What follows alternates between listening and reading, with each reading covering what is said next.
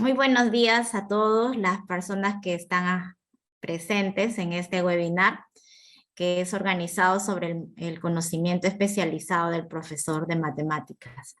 Bueno, también partimos de que son eventos previos a realizarse, sobre todo porque estamos próximos de realizar el Congreso del CIAEN en la Universidad de Lima. En esta oportunidad nos acompaña Eugenio Lizarde Flores. Él es de México. Vamos a darle la bienvenida.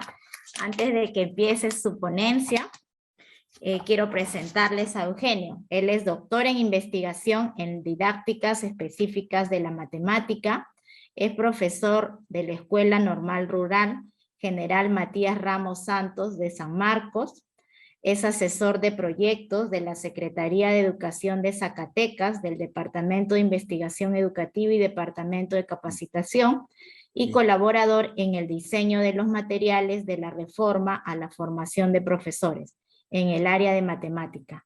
Líder del KS, el conocimiento especializado de profesor de matemáticas de la Normal de San Marcos, con reconocimiento del Programa para el Desarrollo Profesional del profesor.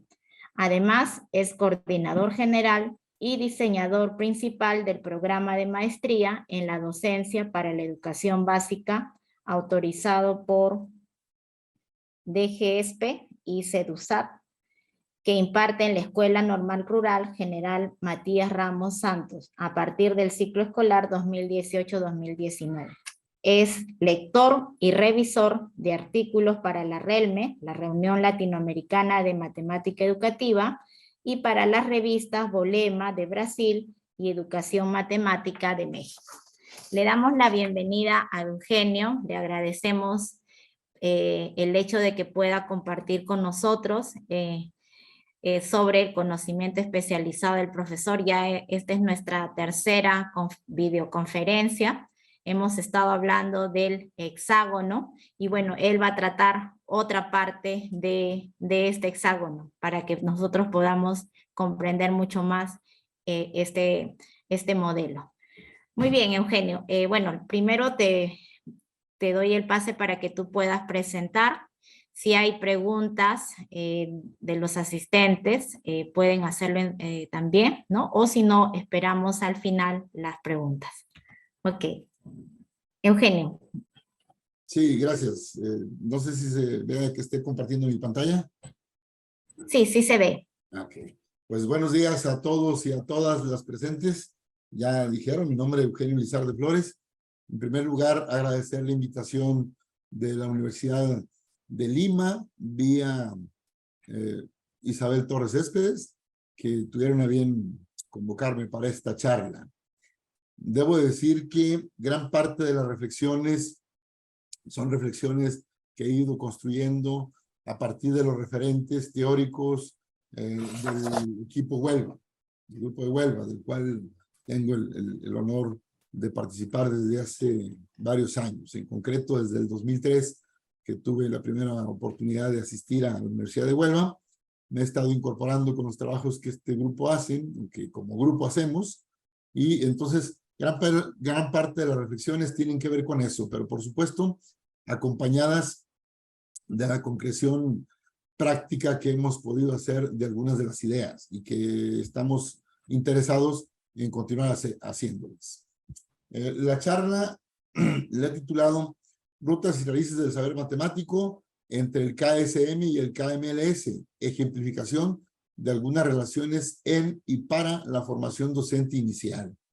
Y como comentaba, pues justo esa es la idea, o sea, ya se han estado comentando en días anteriores, quiero pensar, por cuestiones laborales no he podido estar en las anteriores videoconferencias, pero pues vuelvo a presentar de todos modos el esquema del modelo MTCK para contextualizar de dónde sale esta charla. Digo, por si hubiera algunos de los asistentes que tampoco ha estado en otras de las charlas, no les suena esto para nada extraño.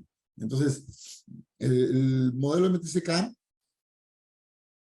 tiene sus raíces o empieza a difundirse en el 2013, pero sin embargo, evidentemente no nace ahí. Antes ya se habían tenido algunas discusiones al respecto, Yo recuerdo a Pepe Carrillo, que en alguna ocasión platicamos en su despacho en torno a estas preguntas que él tenía sobre el conocimiento del profesor y cómo puede irse modelizando para comprenderlo, para analizarlo, nunca para evaluarlo. Creo que eso ha quedado suficientemente claro en todas las discusiones, que nunca ha sido la intención evaluar al profesor y mucho menos pensar en culpabilizarlo de si lo tiene o no lo tiene. Entonces, desde aquellas discusiones siempre se ha ido pensando en estas posibilidades de la construcción de este modelo para comprender el conocimiento del profesor de matemáticas. Desde su origen también ha sido muy claro que el centro es el conocimiento matemático.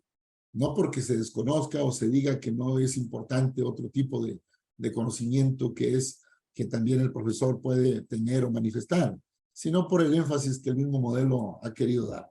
Entonces, dentro de este modelo se reconocen tres dominios. El dominio matemático, que estaría al lado izquierdo de nuestra pantalla, el dominio del conocimiento didáctico del contenido y el dominio de las creencias.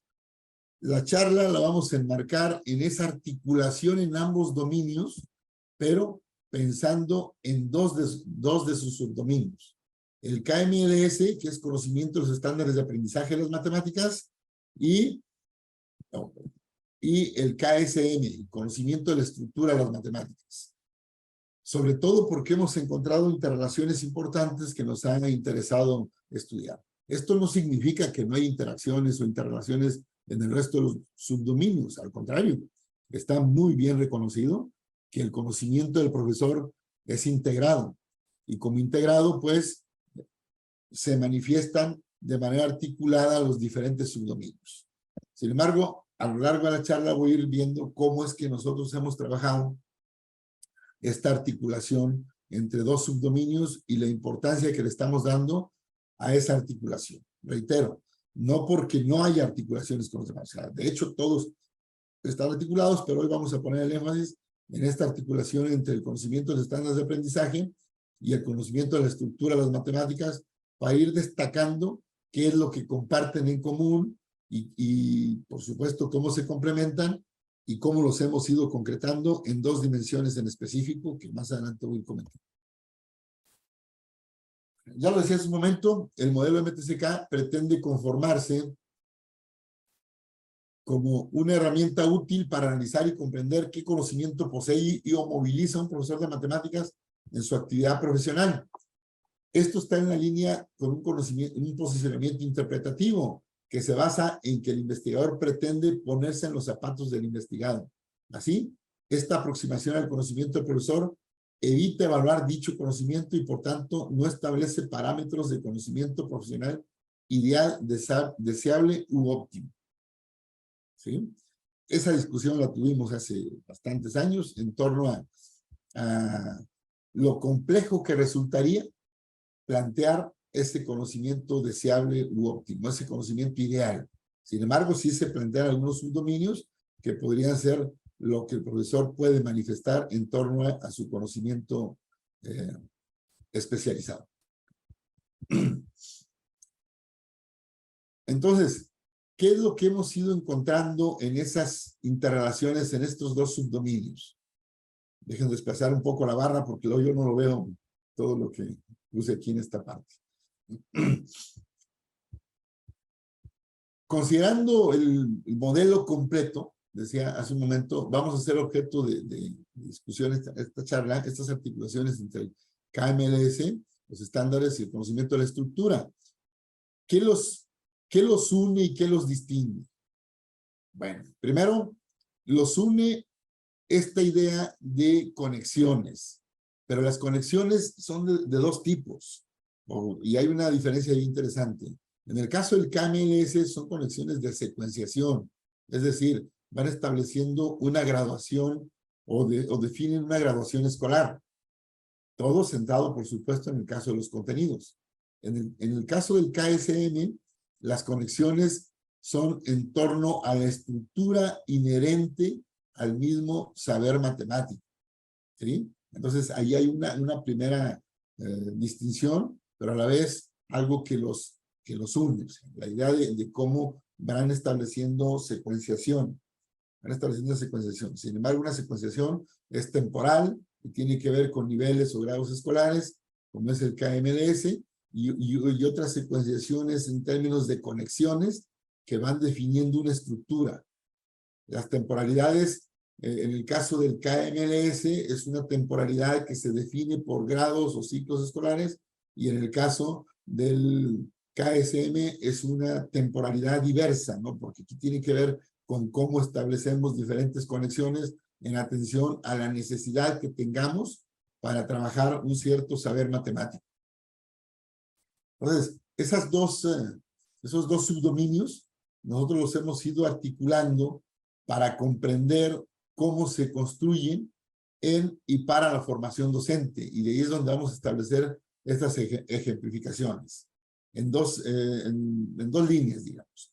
La ejemplificación en la construcción de paquetes de conocimiento que permiten que los docentes en formación o los maestros en formación continua comprendan toda la articulación del saber matemático.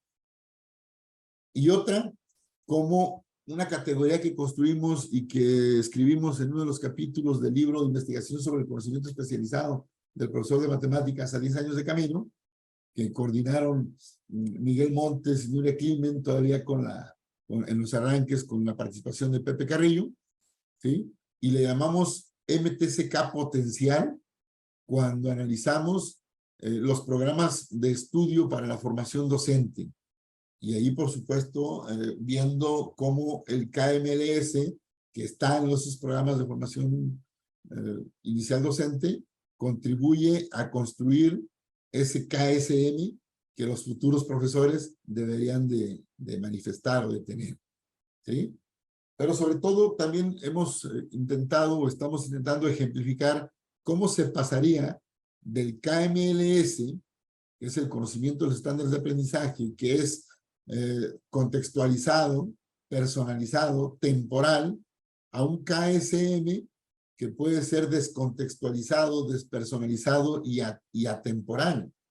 Y no solo cómo se pasa de ahí, la utilidad que eso puede tener para los futuros profesores.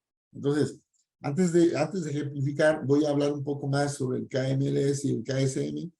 Insisto, por aquellos que no lo conozcan, no tengan claridad al respecto. Quienes ya tienen esas claridades, que están aquí como asistentes, pues bueno, yo les solicitaría algo de paciencia y al mismo tiempo, si tienen alguna duda de lo que estoy comentando, pueden levantar la mano y manifestarla, ¿no? Por supuesto, o al final de la charla también. Entonces, KMLS. Una de las características de los estándares es que tienen carácter local. Son adaptables a las necesidades y características de cada contexto educativo. Por lo mismo, cada país, ¿sí? En algunos países incluso cada condado o estados, dependiendo de las circunstancias, los adapta a sus propias condiciones. Y eso convierte ese documento donde se manifiestan, donde se plasman los estándares de aprendizaje en un documento en permanente evolución, en cambio. Acá en México, por ejemplo, los documentos sobre los estándares de aprendizaje de las matemáticas para el caso de educación básica han estado sufriendo permanentes transformaciones. Así, a grosso modo, menciono algunas de las últimas. 1993, 2011, 2017, y actualmente está en un proceso de modificación y reforma de estos documentos. Se hace llamar Plan 2022, pero en realidad hasta el próximo ciclo escolar, o sea, este 2023-2024, se van a empezar a implementar. Entonces, ese carácter local, ese carácter contextual, es lo que define los estándares de aprendizaje. Incluso, en el caso de México, hasta los mismos enunciados de los contenidos y de los estándares, pues, están muy situados, están muy contextualizados. Cualquier estándar curricular contribuye a la articulación de las matemáticas que se espera que los estudiantes aprendan.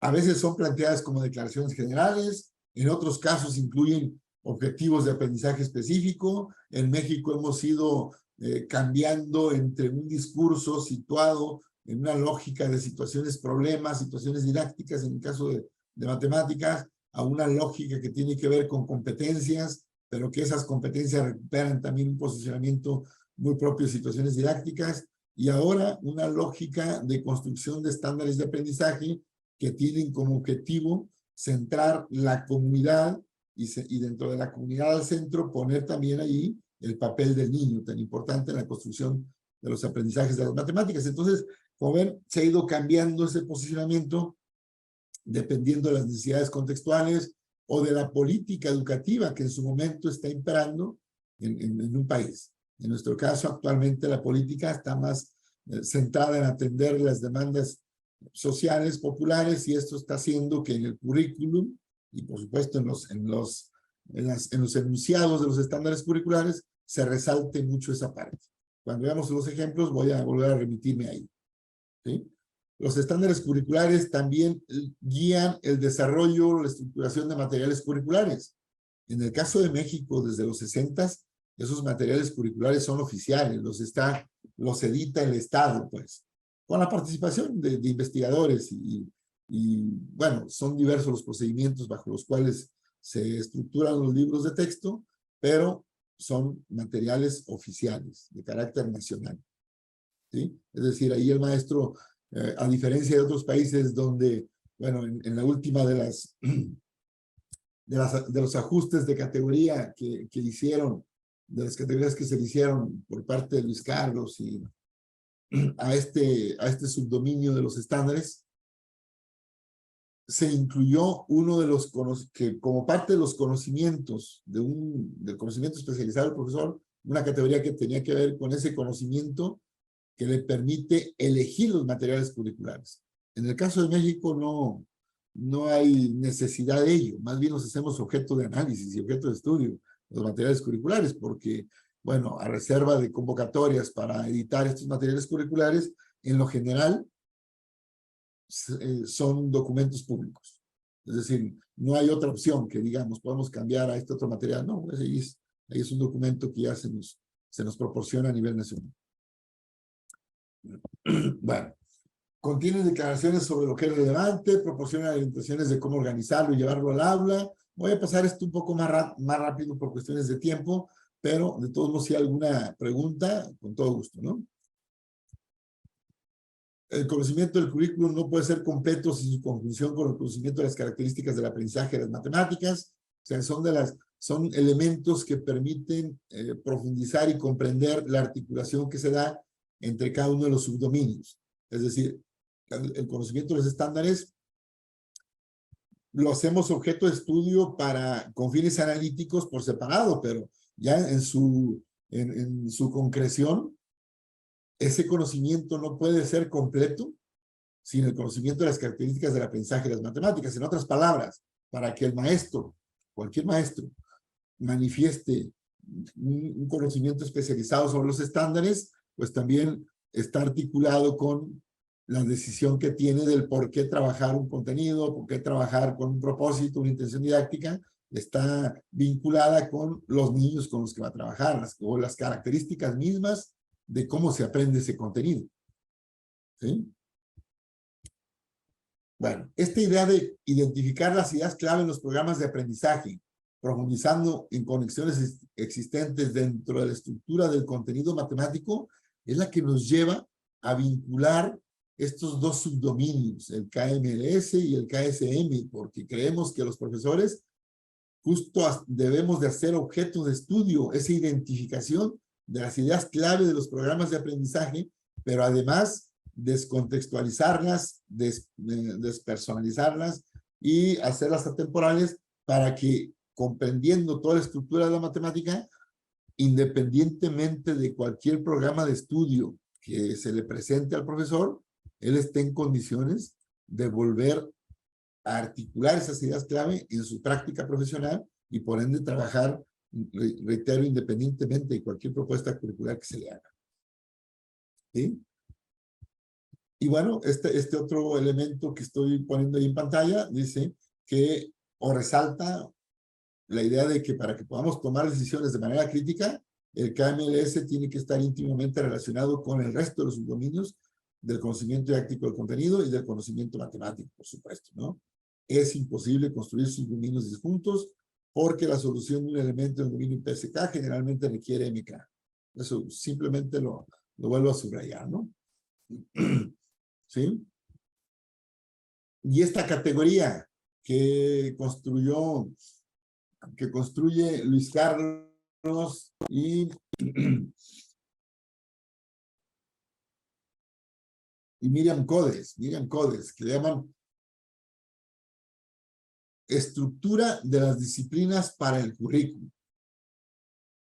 Noten cómo desde esa misma idea se vuelve a resaltar esta articulación entre el KMLS y el KSM. Es decir, hay una intención desde este mismo modelo de comprender cómo se estructura la disciplina, pero en este caso organizada para el currículum, no en sí misma no en sí mismo con un conocimiento de la estructura de la matemática.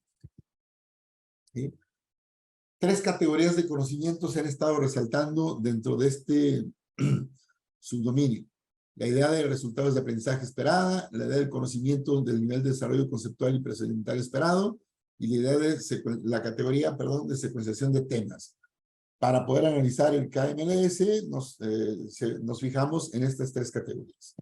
Por otro lado, el KSM considera el conocimiento que tiene el profesor de matemáticas acerca de las formas en las que se conectan los elementos matemáticos, ¿no? Considera solamente las conexiones interconceptuales, ¿sí? Y hay como Eric Flores resalta, 2 aspectos que sirven para comprender o generar este tipo de conexiones. ¿Sí? El primero tiene que ver con la delimitación de objetos matemáticos, es decir, cuál es el saber matemático que se va a estudiar, y el segundo tiene que ver con la temporalidad. ¿Sí? La temporalidad que ya decía yo en el primer esquema, que en el caso del KSM nos permite establecer relaciones entre contenidos matemáticos que no necesariamente están cercanos o son secuencia desde el punto de vista curricular, pero que sí se pueden articular o es necesario articularlos por algún aspecto de transversalidad y por la esencia misma del propio concepto. ¿Sí? Y bueno, también se resalta pues otra vez esta articulación que hay entre el KSM y el KMLS, ¿no? Creo que esta parte no va bien. Un tercer elemento, aparte de los 2 subdominios, que hemos estado revisando, tanto en formación inicial como en continua, para poder darle presencia a estas articulaciones, es la idea del paquete de conocimientos que presenta Lipin-Ma, ¿sí? Y sobre todo porque nos ha interesado, pues, ir superando esta fragmentación del conocimiento matemático. Lipin-Ma reconoció en su estudio del 2010, reconoció que la fragmentación del conocimiento matemático coincide con la fragmentación del currículo.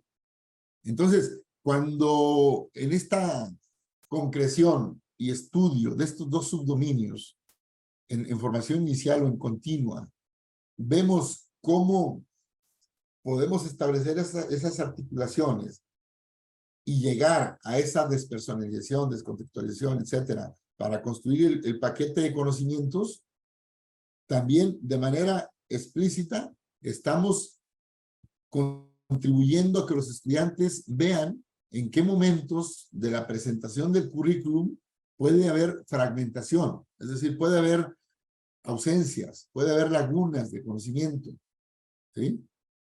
Y que correspondería al profesor y correspondería a la puesta en juego de ese conocimiento especializado del profesor, pues atender esas lagunas de conocimiento, ¿sí? Pero no es posible si no se le conocen. Entonces, por eso es importante pensar que un buen profesor superará las deficiencias de cualquier plan. Más allá de lo que pueda significar la categoría buen profesor, nosotros asumimos que un profesor que tiene ese conocimiento especializado, que lo manifiesta en su práctica profesional, puede contribuir ese conocimiento especializado a superar las deficiencias de cualquier plan.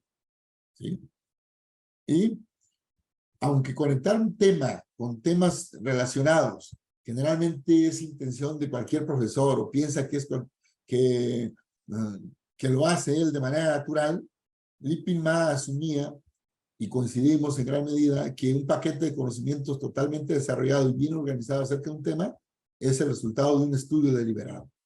Por eso es que lo fomentamos, lo favorecemos, para que los profesores poco a poco vayan construyendo ese paquete de conocimiento o esa diversidad de paquetes de conocimiento, incluso dependiendo de los temas que vayan a trabajar en un determinado momento. ¿Sí?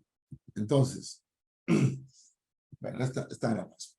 Este esquemita, me gusta trabajarlo porque cuando hablamos de estructura del saber matemático y hablamos del paquete de conocimientos, tenemos en mente esta idea de que en la medida en que el profesores, maestras, conocen cómo se va dando toda esa articulación entre diferentes conocimientos, pues pueden moverse de mejor manera y tomar decisiones didácticas más informadas, más conscientes, derivado justo de ese mismo conocimiento. Entonces, cuando ejemplificamos con una persona de campo y un taxista que trabaja en la Ciudad de México, por ejemplo, ¿quién tiene mejores posibilidades de moverse en toda esa red de relaciones que hay y de calles y demás, de vialidades que hay en una ciudad tan compleja como es la Ciudad de México? ¿Qué conocimiento tendría un taxista a diferencia de una persona del campo que visita por primera ocasión la ciudad? Pues creemos que la persona del campo que visita la ciudad, pues en la calle que está parado, ahí se queda viendo, ¿no? ¿Y aquí para dónde me muevo? Y un taxista con ese conocimiento que le ha dado el estudio, la experiencia y el estudio de la misma ciudad, la vivencia, en fin, pues tiene posibilidades de mirar en contexto, mirar de manera global, mirar como quien dice desde arriba, y eso le permite una movilidad mejor. Entonces, a partir de esa analogía, hacemos ese estudio de la articulación entre el KMLS y el KSM. ¿De qué manera? Primero, la comprensión y el estudio de propuestas institucionalizadas sobre la idea de paquetes de conocimiento, LIPIN-MA, como un referente, ¿no? Que nos da alguna idea de qué es eso del paquete de conocimiento, cómo se articula. Y luego la confrontación de estas con el currículo oficial. A ver qué de eso se presenta ahí, qué otras cosas se presentan también en el currículo oficial, etcétera. Síntesis analítica de lo que propone el currículo oficial. Comparación con otras propuestas curriculares de otros países, de otros lugares, de otros materiales.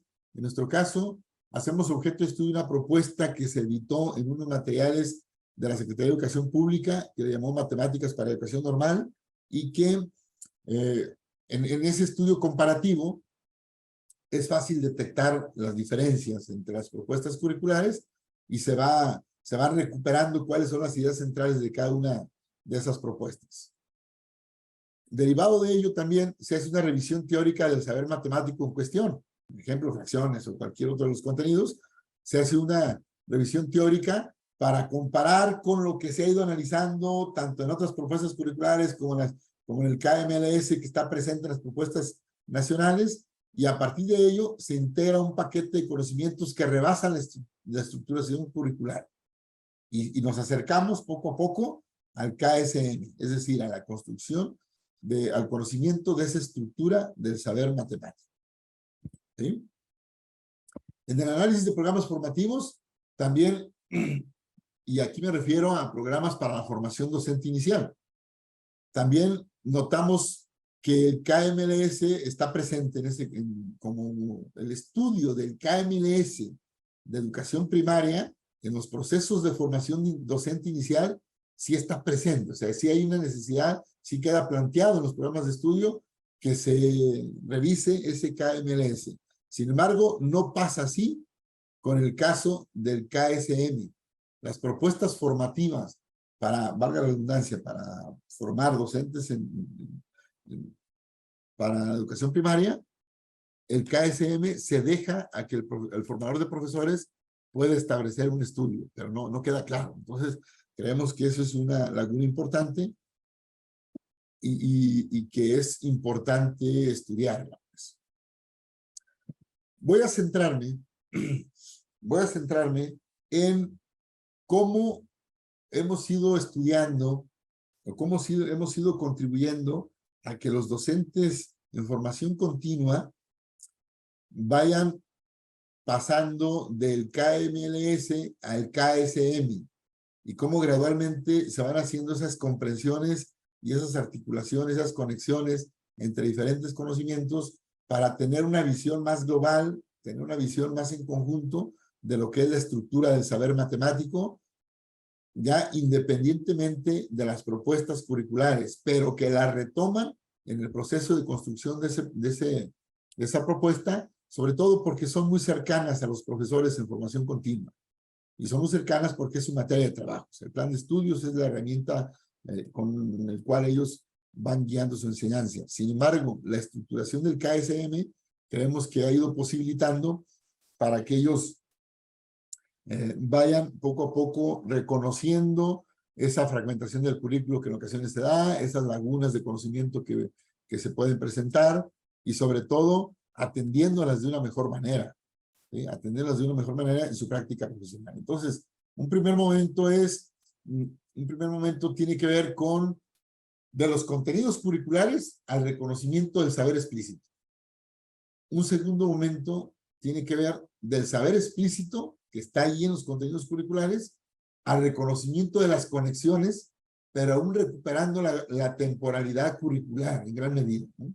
O sea, esto es de primero, ya sé que es el saber matemático específico, pero es de primero, de segundo, de tercero, etcétera, de cada uno de los grados de educación primaria.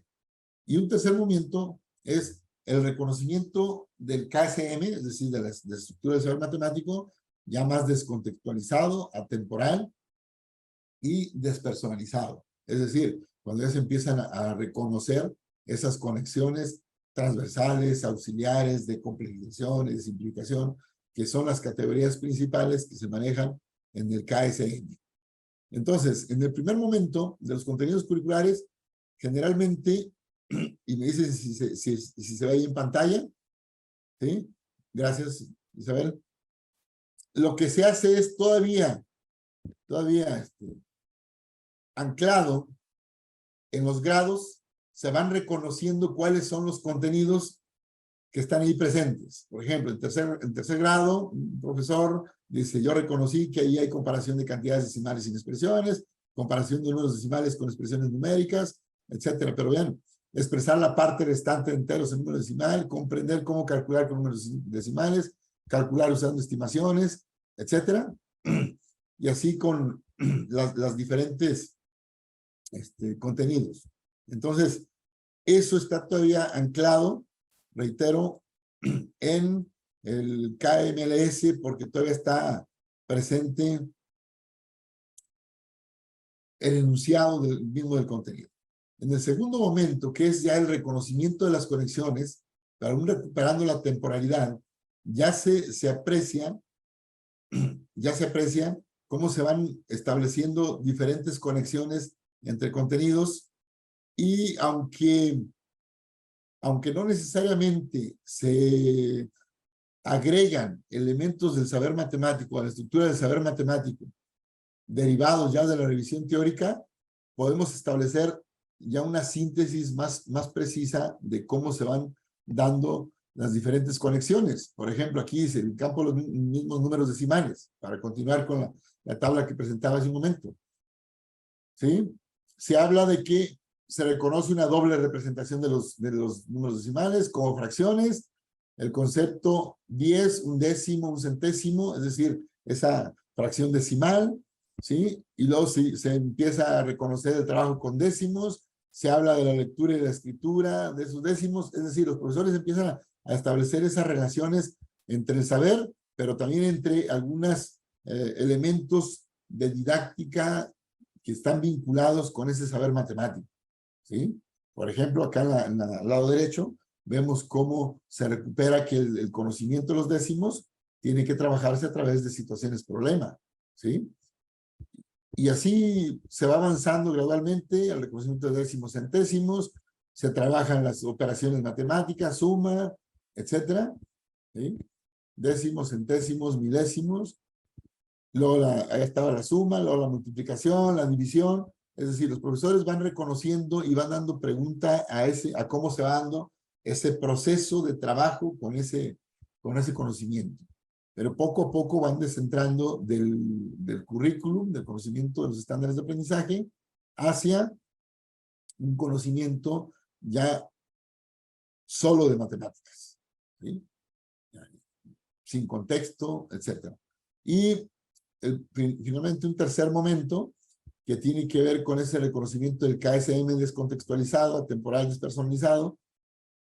Déjame ver, aquí está, donde ya las conexiones se van dando más en términos matemáticos, ¿sí?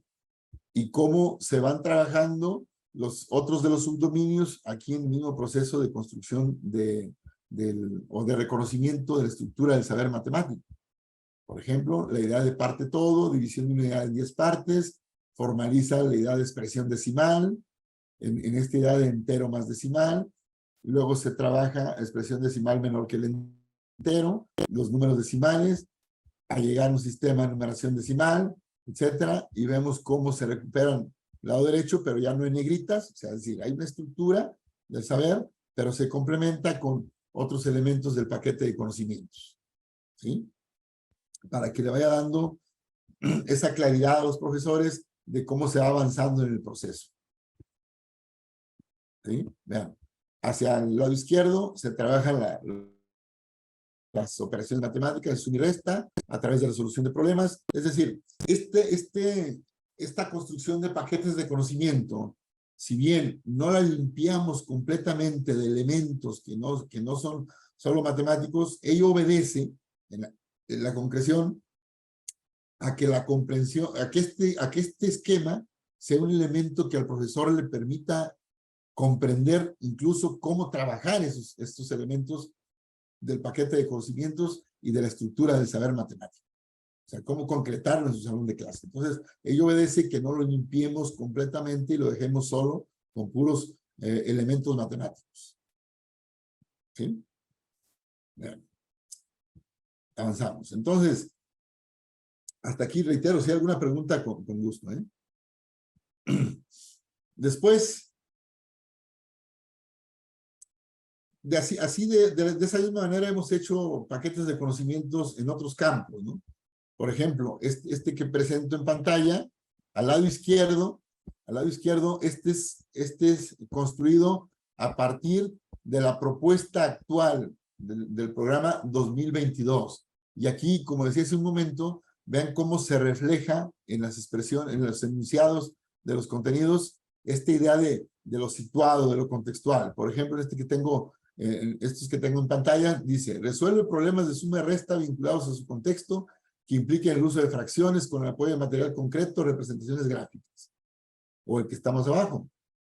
A través de situaciones vinculadas a diferentes contextos, representa, interpreta, lee, escribe y ordena números naturales, centésimos, etc. Entonces, el planteamiento curricular, como decíamos de un principio, está contextualizado, responde a las demandas específicas de un país, etcétera, ¿no? Pero acá, partiendo de ese análisis, sintetizamos y vamos viendo cómo se va recuperando ya el centro, la sustancia matemática de cada uno de los contenidos, e incluso colocamos contenidos que no aparecen de manera explícita en el planteamiento curricular, pero que sí forman parte de ese paquete de conocimientos y le van dando estructura en términos de complejización a ese saber matemático. Por ejemplo, el sistema de numeración decimal, el sistema decimal de numeración está en la base de la comprensión de las fracciones de la forma m sobre 2 a la n con este significado de medición y reparto. ¿Y por qué decimos que está en la base? Porque es antecedente, ¿no? Y al mismo tiempo se puede convertir en un distractor, esta idea de estar en plan de n distractores, ¿no? ¿Sí? Se avanza hacia la construcción de expresiones equivalentes, aditivas equivalentes, fracciones decimales, un décimo y centésimo, favorece la comparación de fracciones, uso de los signos, en fin. Entonces, vamos articulando, descentrando los contenidos así como vienen, que sería KMLS, con esa secuenciación temporal, y vamos trabajándolos o vamos recuperando el centro del contenido para ir generando una estructura del saber matemático, ¿no? Noten que aquí ya son pocos los elementos contextuales que recuperamos, ya está más centrado en el saber matemático, e incluso hay contenidos que no son objeto de estudio en un nivel escolar, por ejemplo en primaria, la división de fracciones, fracción entre fracción, sin embargo forma parte del paquete de conocimientos y hay que ponerlo, ¿no? Ponerlo. Dividir números decimales entre naturales, dividir números fraccionales entre naturales, y división de fracción entre fracción, que no se sugiere el tratamiento, pero es parte del paquete de conocimientos, y todo lleva a la densidad de los números racionales, que también poco se estudia, en educación primaria no se estudia de manera explícita. Se puede hacer visible, ¿no? Se puede ir estudiando con los niños, pero no como un contenido de manera explícita. ¿Sí? Entonces, esos ejemplos, de una u otra manera, es lo que hemos estado concretando al estudiar el KMLS y el KSM con los profesores, tanto en formación inicial como en formación continua. Esa ruta, pues, del KMLS al KSM, creemos que nos permite la revisión y el reconocimiento del KMLS debe potenciarse para trascenderlo e ir hacia escenarios de formación docente que permitan que los profesores estén preparados para enfrentarse a cualquier reforma educativa, porque su hacer está centrado en su KSM, y ello es impersonal, atemporal y específico al saber matemático. En tal sentido, el KSM puede ayudar al profesor a ser un agente activo en esos cambios, más que un consumidor pasivo de las directrices que emanan de los sistemas educativos. ¿Sí? Muchas de las ocasiones acá bromeamos con algo que yo recuerdo hace muchos años cuando empecé a trabajar mi tesis doctoral. Estaba en una ocasión leyendo en casa y me ve uno de mis hijos y me dice, ¿qué está leyendo? Dice, pues de matemáticas. Dice, pero es que ahí no hay números. ¿Cómo es que está leyendo de matemáticas? Le digo, de cómo enseñar matemáticas. Y entonces él dice, no, bien fácil. Dice, yo ya sé cómo enseñar matemáticas. Es un niño de 8 o 9 años. ¿Cómo se enseña matemáticas? Dice, bien fácil. Abran su libro en la página, y dijo un número, ¿no? Página 25, por ejemplo. Entonces, ¿por qué comento esta anécdota?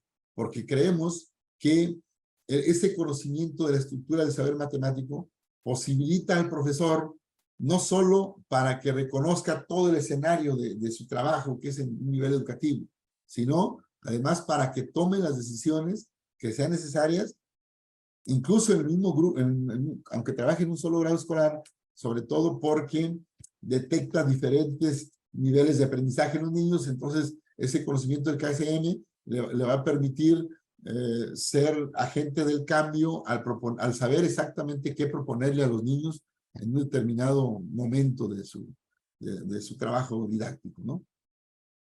Además, también creemos que esa comprensión del KSM obliga a una comprensión profunda del COT. Es decir, si un profesor ve que hay un contenido, por ejemplo, voy a poner otro ejemplo, propiedad distributiva. El estudio de la propiedad distributiva en nuestros programas de estudio no se plantea de manera explícita.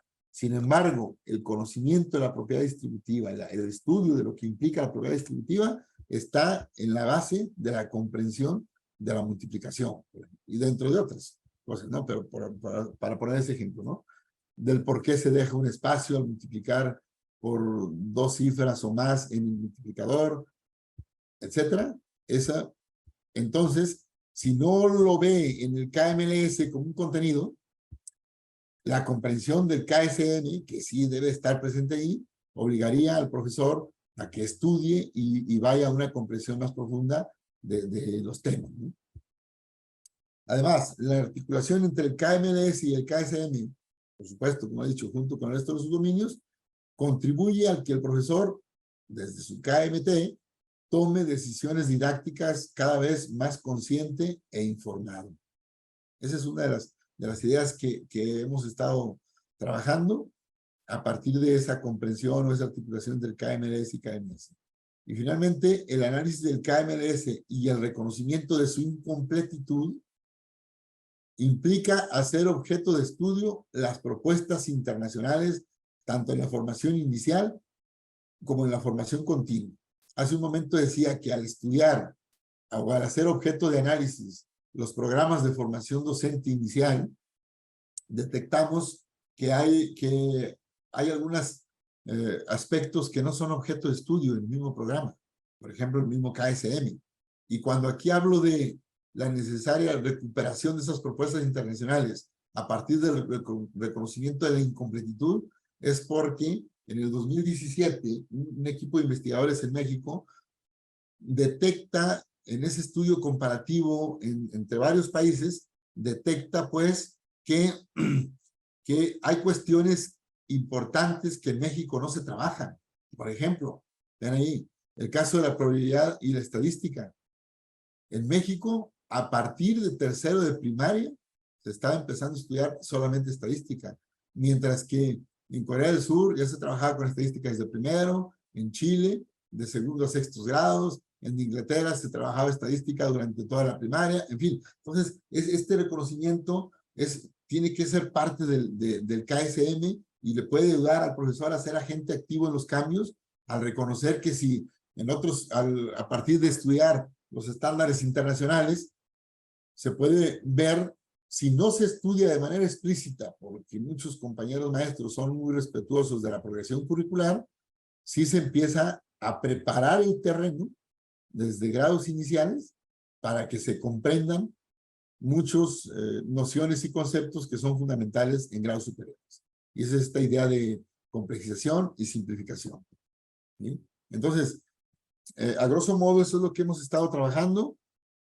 Espero estar en el tiempo. A partir de aquí, si hay alguna pregunta, adelante, con gusto la atendemos. Muchas gracias. Gracias, Eugenio, por tu brillante participación. No sé si los asistentes tengan alguna pregunta. Por acá, por el chat, me han pasado una. Me dicen, ¿cuál es la diferencia entre las conexiones de complejización y las conexiones auxiliares? No les quedó muy claro.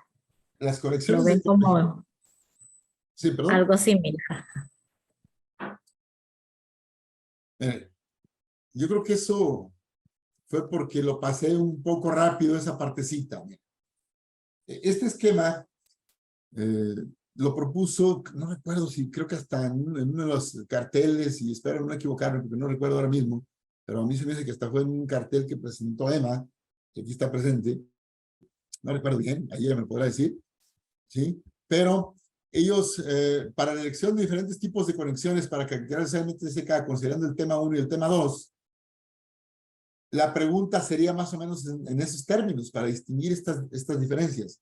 El profesor conoce que el tema 1, complejización, posibilita la construcción o desarrollo del tema 2.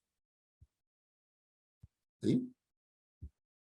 Por ejemplo, hace un momento decía, el profesor conoce que la comprensión de que la composición y la descomposición posibilita la comprensión del niño del sistema de numeración decimal. Y que en un momento la composición es base 10, ¿no? Entonces, esa es una conexión de complejización, muy simple. Una conexión de auxiliar. El profesor conoce que el tema 1 puede ser utilizado o es necesario para resolver algo, ¿sí? Entonces, cuando el profesor reconoce eso, ahí estamos hablando de una conexión auxiliar. No sé más si di respuesta a la pregunta. Perdón, Isabel. Perdón, sí, ok. Te quedaste analizando la tablita, ¿no? Sí, me quedé ahí pensando. Entonces, esta pregunta con esa, acompañada de esas frases, digamos, es la que un poco nos ayuda. Y bueno, evidentemente hay que ir estudiando bien todos los campos para ir poniendo diferentes ejemplos, ¿no? Sí, cuando se hacen los diseños de clase, el profesor generalmente Ajá, debería colocar estas conexiones, ¿no? Y sí. creo que la de complejización, creo que es la que menos la toca. No, yo creo que el profesor siempre, o sea, le tocan todas. Al contrario, yo no soy fiel seguidor del IPMAP, pero en gran medida me gusta cómo ella hace los planteamientos, porque en su libro nos deja claro que en la medida en que el profesor tiene claro, valga la redundancia, que conocimientos elementales son la base de conocimientos más profundos, los puede trabajar con lo que ello implica. Un ejemplo que ya se ha vuelto clásico es el uso del signo igual, que generalmente lo utilizamos, el uso del signo igual, como para indicar ya un resultado, ¿no? Y luego los niños llegan a la secundaria y cuando quieren trabajar álgebra, pues tienen problemas para entender que el signo igual también establece una relación entre los dos miembros de una ecuación, ¿no? Y ahí es donde tienen dificultades, ¿no? Entonces, por eso es que yo considero que el profesor tiene que estar pensando también en las relaciones de complejización al momento de planear sus clases, por supuesto, ¿no? Y de cómo lo que esté trabajando en un determinado momento está conectado con algo de mayor complejidad y entonces tiene que trabajarlo bien en la primera ocasión que se le presente para que después lo pueda conectar de manera muy clara, ¿no? Otro ejemplo clarísimo que también tenemos que tener mucha precisión cuando les decimos a los niños o que ellos a partir de varias experiencias didácticas comprenden que la multiplicación siempre agranda, pues entonces tenemos que tener demasiado cuidado ahí porque cuando la multiplicación con números naturales se conecta en complexización con la multiplicación con números decimales, ¿sí? Ya esta afirmación de que la multiplicación siempre agranda ya no va a funcionar, ¿sí? Eso ya no es cierto. Entonces, sí, el profesor, reitero, tiene que estar pensando en cómo se va a ir complejizando cada vez más lo que él está haciendo.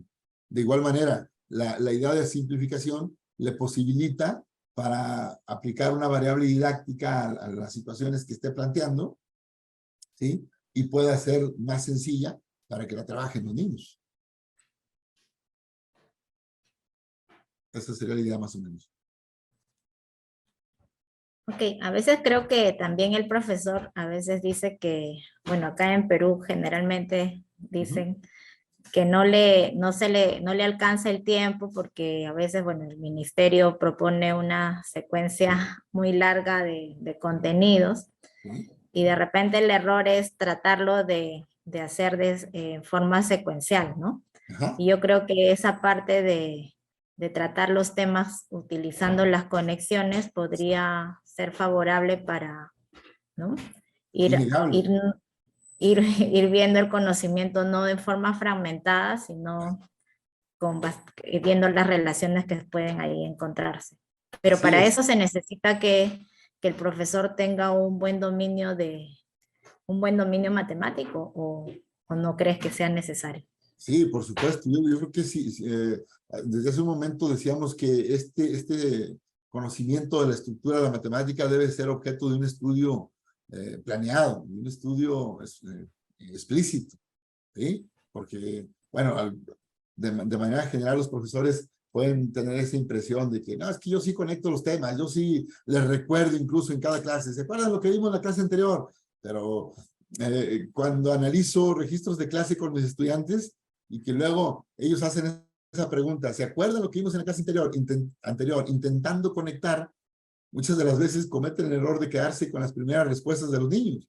Y a veces las respuestas de los niños no son necesariamente de recuerdo y de conexión con el saber matemático. Son respuestas del tipo que les permiten reconocer generalmente el contexto fenomenológico de la actividad, ¿no? Pueden decir, es que resolvimos unos problemas, así simplemente. O bien, trabajamos con unos dados y unas piedritas pero no dicen, hicimos conteo, ¿sí? O sea, no van más allá. Eso en un primer momento. En otro momento, sobre tu pregunta, que si tiene que estar vinculado con el COD, por supuesto. Es una de las ideas que un tanto concluía hace un momento. O sea, ese reconocimiento de cómo se va dando la estructura del saber matemático, entre comillas, debería de obligarnos, nos obliga a que revisemos otra vez la idea que tenemos del COD, ¿no? Las definiciones, los procedimientos, los registros de representación, ¿sí? Los cambios que podemos hacer entre registros de representación, para incluso analizar los materiales curriculares KMLS, perdón, para analizarlos con la mirada del COD también y poder decir, esa representación que me proponen para ese contenido es completa, es adecuada, ¿qué otra representación le puedo proponer yo a los niños para generar un conflicto, para que no se queden solo con mi idea? ¿Sí?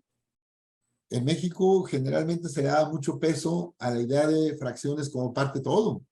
Entonces, bueno, cuando se estudia la estructura del conocimiento, sabemos que para comprender bien el concepto de fracción es necesario visitarlo o atenderlo, estudiarlo en sus diferentes significados, ¿no?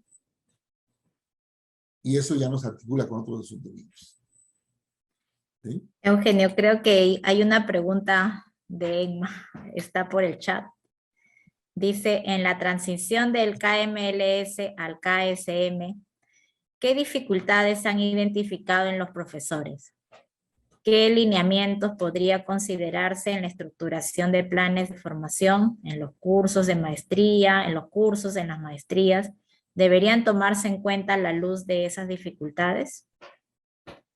Sí, bueno, algunas ideas para dar respuesta, evidentemente no totalmente completa, sobre todo porque cuando habla de estructuración de planes de estudio, bueno, nosotros ya hemos hecho un programa de estudios de una maestría profesionalizante, maestría en docencia para la educación básica, en el cual, para el caso de matemáticas, recuperamos el mismo modelo de MTCK en su estructuración, en la estructuración de los cursos, de tal suerte que hay sesiones en las que el centro de análisis es el COT, pero luego de ahí de ese centro de análisis del COT, en varios temas, número, operaciones, fracciones, probabilidad estadística, etcétera, a lo largo de 4 cursos, pero de ese análisis del COT lo hacemos articulado, por ejemplo, con el KMLS para que vayan viendo cómo se va dando la secuenciación de los contenidos y luego de ahí en otra sesión vemos cómo se construye el paquete de conocimientos, es decir, cómo es el KSM, ¿sí? Y a la vez cuando analizamos el COD, pues se recuperan las diferentes categorías del COD y eso lo vamos visitando pues en diferentes sesiones. Es decir, en la estructuración de planes de formación, sobre todo ya en la concreción de las unidades, hacemos objeto de estudio los diferentes subdominios del MTCK, ¿sí? No de manera lineal, por supuesto, pero sí en algunas sesiones se le da énfasis a uno de los subdominios y de ahí se ve cómo se conecta con los demás. Las dificultades que hemos identificado en los profesores. La idea que subyace al cómo trabajamos las sesiones de clase es que al plantear situaciones, problemas con los profesores, ellos mismos van identificando sus propias dificultades. Es decir, si estudiamos un tema, por ejemplo, fracciones, se plantea una situación, problema que tiene que ver con fracciones y a partir de ahí los mismos profesores van reconociendo las oportunidades de desarrollo profesional que se les presentan, es decir, las dificultades que tienen para resolver el problema, las dificultades que tienen en cuanto al conocimiento del mismo currículum, las dificultades que tienen para reconocer la estructura del saber matemático, en fin. Y muchas de esas dificultades son inherentes a las mismas historias de formación de los profesores. Profesores jóvenes luego de pronto manifiestan mayores habilidades para ir comprendiendo todos estos procesos. Profesores con más años de servicio les cuesta un poco más, pero bueno, también hacen esfuerzos muy importantes y terminan comprendiendo cada uno de estos elementos de del modelo de conocimiento especializado del profesor, con el cual hemos organizado o intentamos organizar las diferentes sesiones que trabajamos en los programas formativos, ¿no? Ya de manera más puntual, pues igual y compartiendo cómo estructuramos el curso de formación, podríamos, o podría verse cómo lo pensamos, ¿no? Ok, gracias, Eugenio. No sé si hay alguien más que tenga alguna pregunta.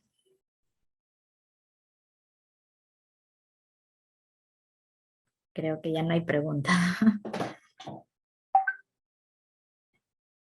Y Una de por las, ejemplo, cuando uno hace una investigación, ajá, ¿no?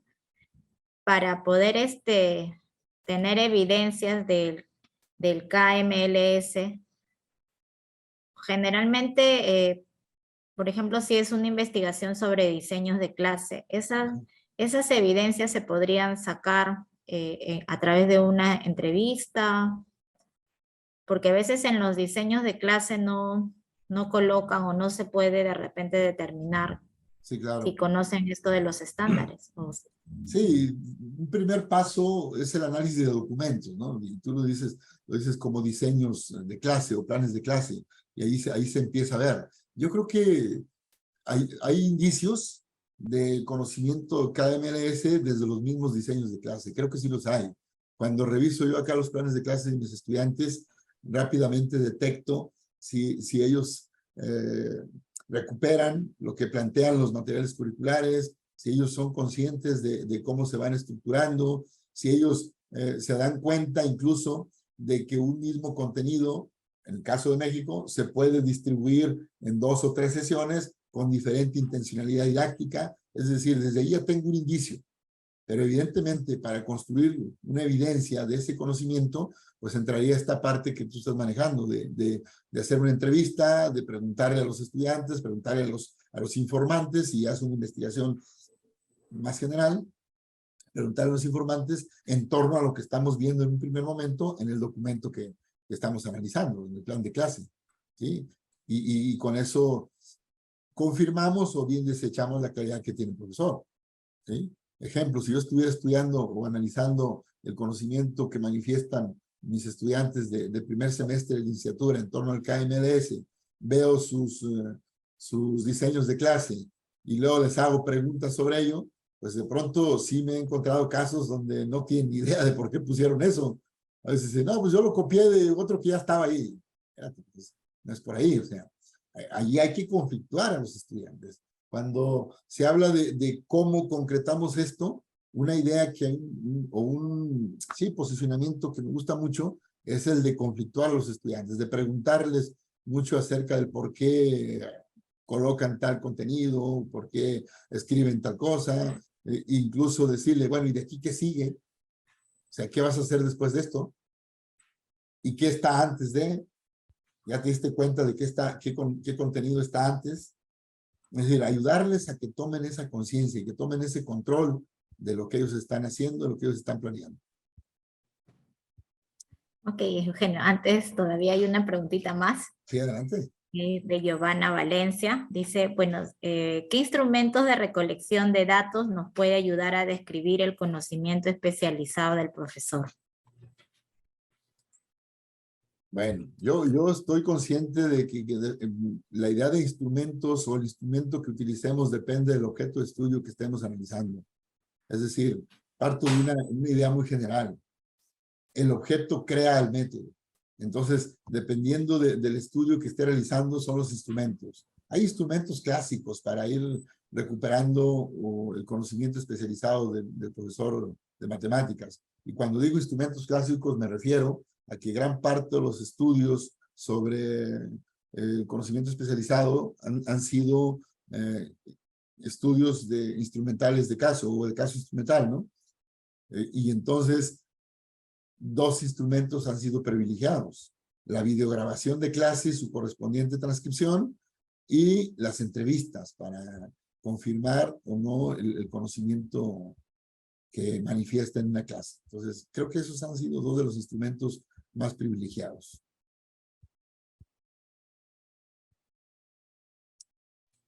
Ok, Eugenio, nuevamente te agradecemos tu participación en este webinar.